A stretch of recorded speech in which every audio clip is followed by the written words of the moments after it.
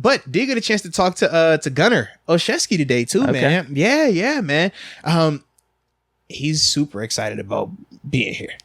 Obviously, come on from New England and everything like that. But the thing that I like about did he talk about culture shift at all? Yeah, absolutely.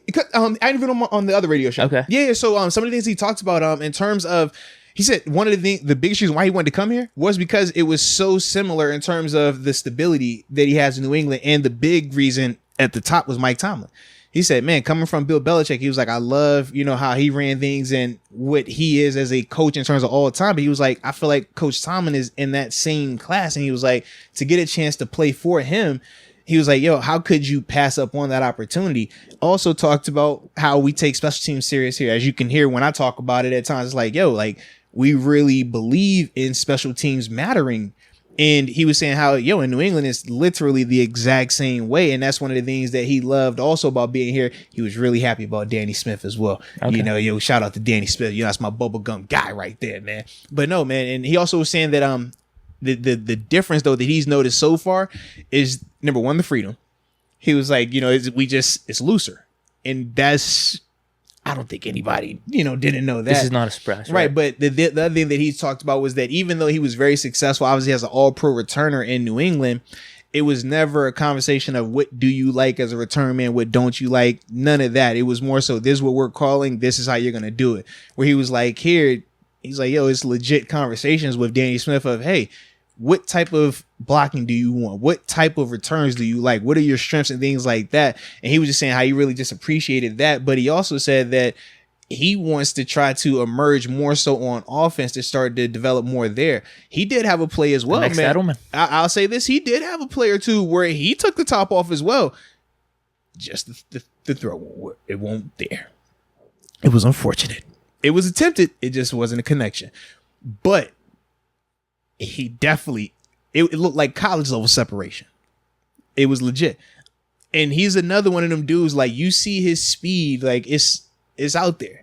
Like he's running by guys too, man. So yeah, for me, man, I definitely was excited, like I said, having that conversation with him and just seeing some of the stuff that he's been doing.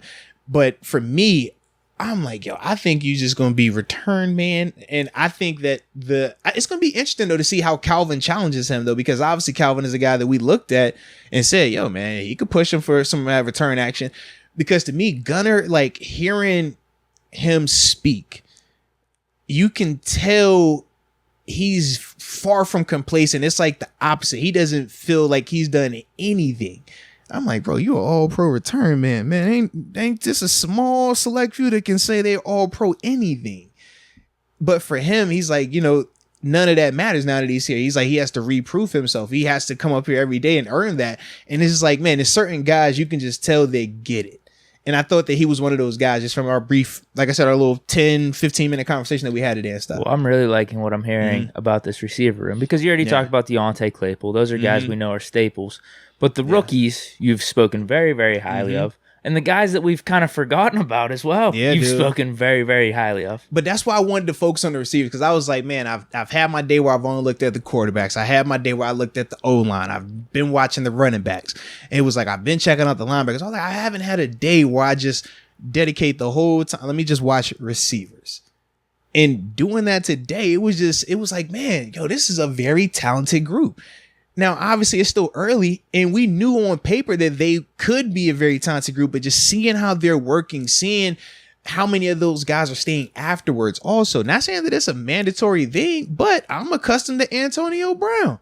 And you know what Antonio Brown did every single day of practice? 84/7. He stays out there. He would get extra work in.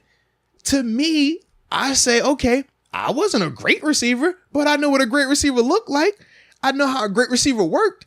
And when I see guys that aren't working like him, but are expecting to be great like him, I'm like, you are crazy. You're lying to yourself, because that's how it works. Seeing Larry Fitzgerald was very similar to that. He's a worker. He's a worker. He's a worker. So seeing how these guys are doing that now with this talent, I'm like, yo, they could be one of those groups, potentially. Not saying that they are right now. I don't want to throw that out there, but I could see them potentially doing that, man. Good stuff.